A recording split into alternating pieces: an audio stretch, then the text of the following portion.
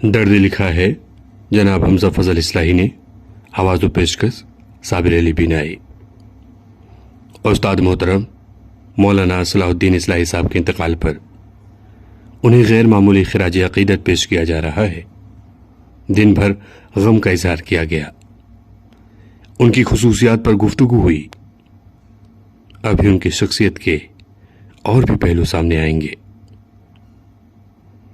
وہ بدو کو سکونت پذیرانے بادیہ کہتے تھے، پھر ابے یہ ابے وہ کے ذریعے اس لفظ کے درجنوں مترادفات بتا دیتے تھے۔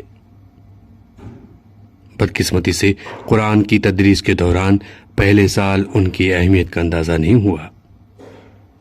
اکثر طلبہ کو آیت کی تلاش میں بار بار صفحات پلٹنا گراں بھی گزرتا تھا، لیکن دوسرے سال یعنی ہشتم میں اندازہ ہوا کہ صفحات پلٹنے سے ہی فکر فراہی تک رسائی ہو سکتی ہے۔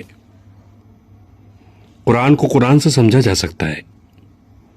ان کا انداز تدریس منفرد تھا، تفاسیر سے بے نیاز کرنے والا تھا، تفاسیر کے جنگل میں بھٹکنے سے بچانے والا تھا، دلنشیں تھا، لفظوں کا آبشار پھوٹتا، جملوں کا دریا بہتا، جملے ڈھل ڈھل کر نکلتے، ادبی چاشنی میں ڈوبے ہوتے۔ باوقار شخصیت تھی، جسے پلکوں پر بٹھاتے اسے کبھی نہیں بھولتے، اس کے دل سے تعریف کرتے،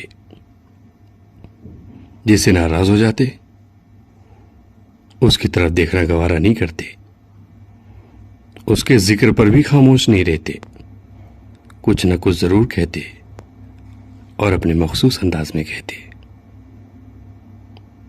زندہ ہوتے تو یہ تحریر پڑھ کر ناراض ہو جاتے، اپنائیت سے کہتے، بلکہ حق جمانے والے انداز میں شکایت کرتے کہ جب میں اتنا عظیم ہوں پھر سالہ سال سے ملے کیوں نہیں، میری خبر کیوں نہیں لی، اور تو اور جنازے میں بھی نہیں آئے۔ اس کا جواب نہیں ہے، بس احساس محرومی ہے، ندامت بھی۔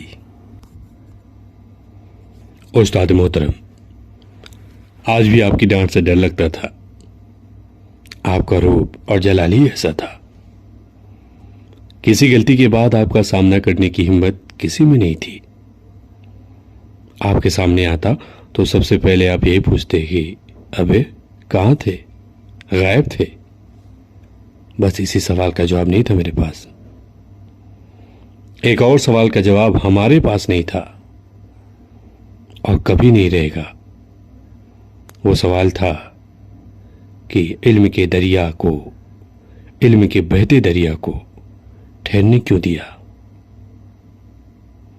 اس عظیم مفسر و مدرس کا چشمہ رواں تھا، جس سے ہم جیسے مزید ہزاروں علم کی پیاس بجھا سکتے تھے، منفرد انداز تدریس کا لطف لے سکتے تھے، علم کے موتی چن سکتے تھے، مگر